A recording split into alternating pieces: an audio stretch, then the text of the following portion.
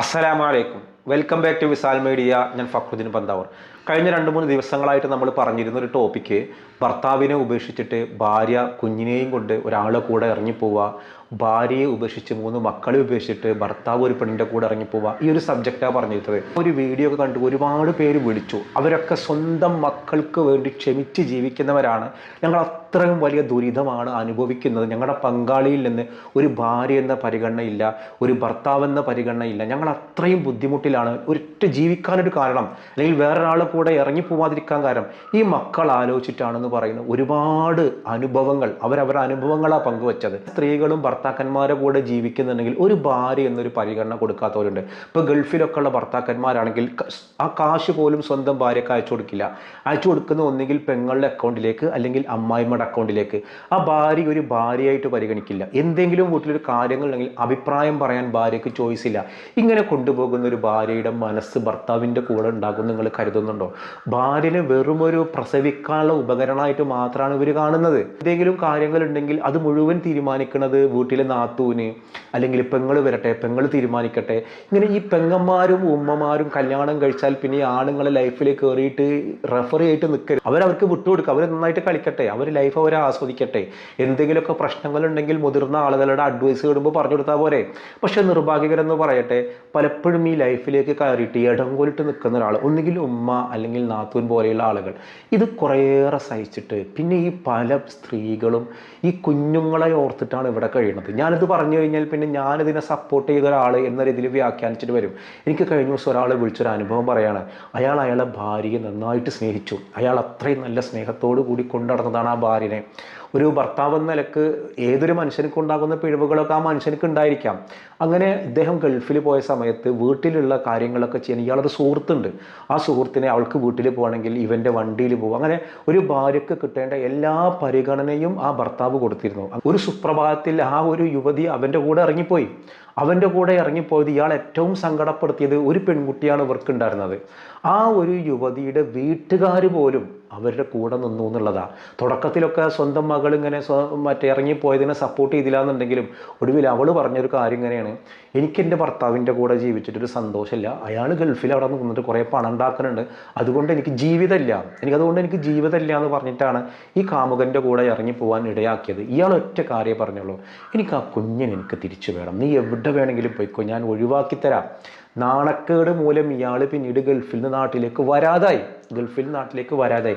ഒടുവിൽ കോടതി മുഖാന്തരം എന്നല്ല, മധ്യസ്ഥൊക്കെ പറഞ്ഞിട്ട് ഈ കുഞ്ഞിനെ ഇയാൾക്ക് വിട്ടുകൊടുത്തു. ഇന്ന് ആ കുഞ്ഞിനെ അയാൾ പൊന്നുപോലെ നോക്കുന്നു. അയാൾ വേറെ കല്യാണമൊന്നും കഴിച്ചിട്ടില്ല. ഒന്ന് ആലോചിച്ച് നോക്കുക. അയാൾ ഭാര്യയെ നല്ലപോലെ സ്നേഹിച്ച് കൊണ്ടു നടന്ന് ഒടുവിൽ ഇന്ന് ആ മനുഷ്യൻ ജീവിക്കുന്നത് ആ കുഞ്ഞിന് വേണ്ടിയിട്ടാണ്. അപ്പോൾ നമ്മളൊരു ഭർത്താവ് എന്ന നിലയ്ക്ക് നമുക്ക് ഒരുപാട് പാകപ്പിഴവുകൾ ഉണ്ടാവാം, ഭാര്യ എന്ന നിലയ്ക്ക് ഒരുപാട് പാകപ്പിഴവുകൾ ഉണ്ടാവാം. അങ്ങനെ പാകപ്പിഴവുകൾ ഉണ്ടാകുമ്പോൾ നമ്മുടെ ലക്ഷ്യം എന്താവരുത്? എന്നാൽ പിന്നെ വേറൊരു തന്നെ കണ്ട് പ്രണയിച്ചിട്ട് ഇറങ്ങി പോകാം എന്നുള്ളതാവരുത്. വേറൊരു സ്ത്രീ വിളിച്ചിട്ട് പറയാണ് അവരുടെ ഭർത്താവ് നാട്ടിലൊക്കെ വലിയ അറിയപ്പെടുന്ന ഒരാൾ, നാട്ടുകാർക്കൊക്കെ വലിയ പേരും പെരുമയുള്ള ഒരാൾ പോലും അദ്ദേഹത്തിന് മോശമാക്കിയിട്ട് പറയില്ല.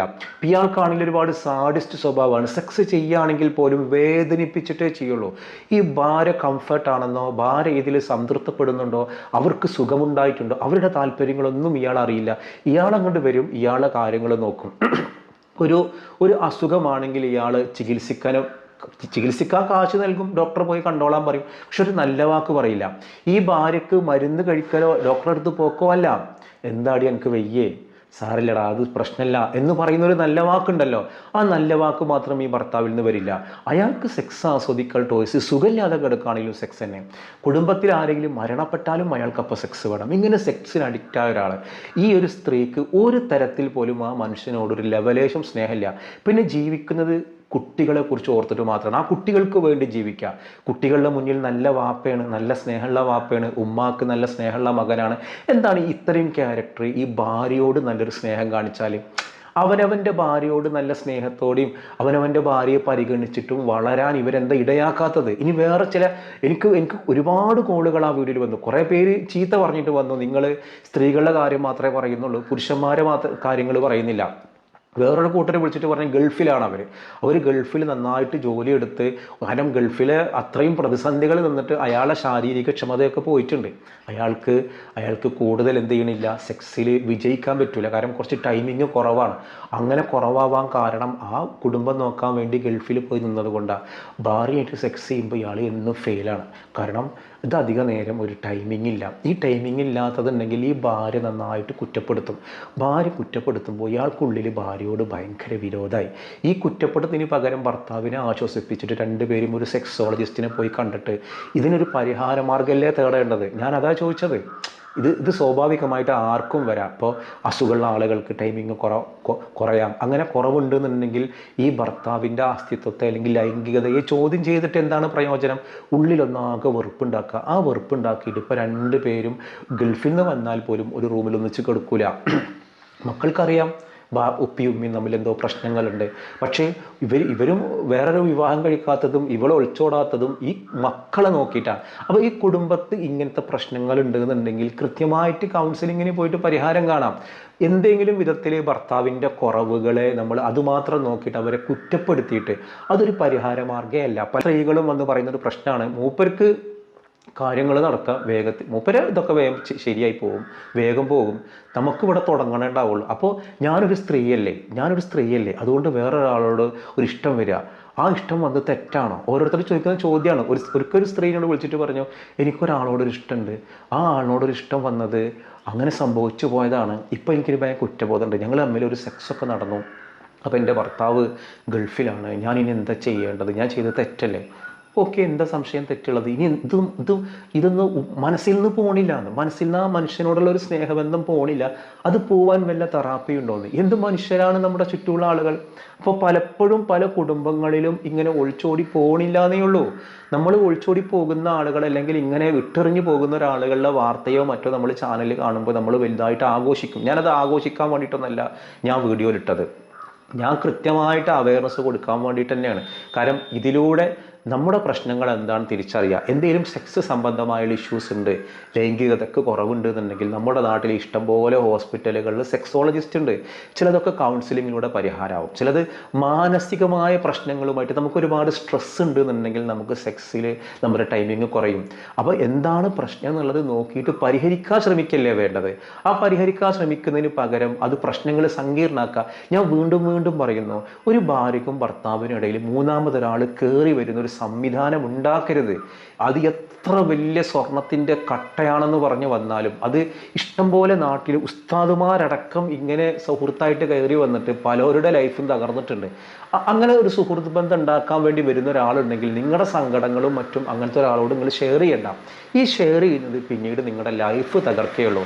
ഇപ്പോൾ പോകുന്നവൻ്റെ ഉള്ളിൽ പോകണം എന്ന് കരുതിയിട്ടല്ല സൗബന്ധം ഉണ്ടാക്കണത്. അല്ലെങ്കിൽ ഇതൊന്നും സ്വന്തം കുടുംബം തകർന്നുകൊണ്ട് ഭാര്യ നോക്കണ്ട, മക്കളെ നോക്കണ്ട, ഇനി വേറൊരുത്തിൻ്റെ ഭാര്യ നോക്കാം എന്ന് കരുതിയിട്ടാണോ? അതൊക്കെ ആകസ്മികമായിട്ട് സംഭവിച്ചു പോണതാ. ഇപ്പോൾ ഓരോരുത്തരുടെ ലൈഫിലും പലപ്പോഴും തകർച്ചയോ പ്രയാസങ്ങളോ ഒക്കെ ഉണ്ടാവും. ആ പ്രയാസങ്ങളിൽ തകർച്ച ആരപ്പോൾ 100% പെർഫെക്റ്റായിട്ട് ജീവിക്കുന്ന ആൾക്കാർ ആരാളുള്ളത്? പാപം ചെയ്യാത്തവർ പാപികളെ കല്ലെറിയട്ടെ എന്നുള്ളതാണ്. ഇപ്പോൾ 100% പെർഫെക്റ്റ് ആയിട്ട് ആരുമില്ല. പക്ഷെ നമ്മൾ നോക്കേണ്ടുന്ന ഒരു കാര്യം, നമുക്കെവിടെയാണ് പ്രശ്നം? ആ പ്രശ്നത്തിന് അത് വലുതാക്കാൻ ശ്രമിക്കാതെ അത് പരിഹരിക്കാൻ ശ്രമിക്കുക. ചില പ്രശ്നത്തിന് പരിഹാരം ഇല്ലെങ്കിൽ നമ്മൾ ക്ഷമിക്കുക. എന്താ പറയുന്നത്? പടച്ചോൻ ഭാഗത്ത് കൂലി കിട്ടും. അല്ലെങ്കിൽ പിന്നെ ലീഗലി എന്ത് ചെയ്യുക? ഡിവോഴ്സ് ചെയ്തിട്ട് മറ്റൊരു ലൈഫ് കണ്ടെത്തുക. എന്നാൽ പോലും നമ്മൾ ഒരിക്കലും തിരഞ്ഞെടുക്കാൻ പാടില്ലാത്തൊരു മാർഗ്ഗമാണ് സ്വന്തം പങ്കാളിയെ വഞ്ചിക്കുക. അതൊരു ട്രസ്റ്റാണ്. ആ ട്രസ്റ്റിന് നമ്മൾ എന്ത് ചെയ്യണം? ഇഷ്ടം പോലെ ആണുങ്ങൾ ഗൾഫിൽ പോയാൽ അവിഹിതം എന്ന് പറയുന്ന ഒരു സാധനം, നമുക്ക് ആ വേർഡ് ഉപയോഗിക്കുമ്പോൾ ഒരു ഭയങ്കര ബുദ്ധിമുട്ടാണ്.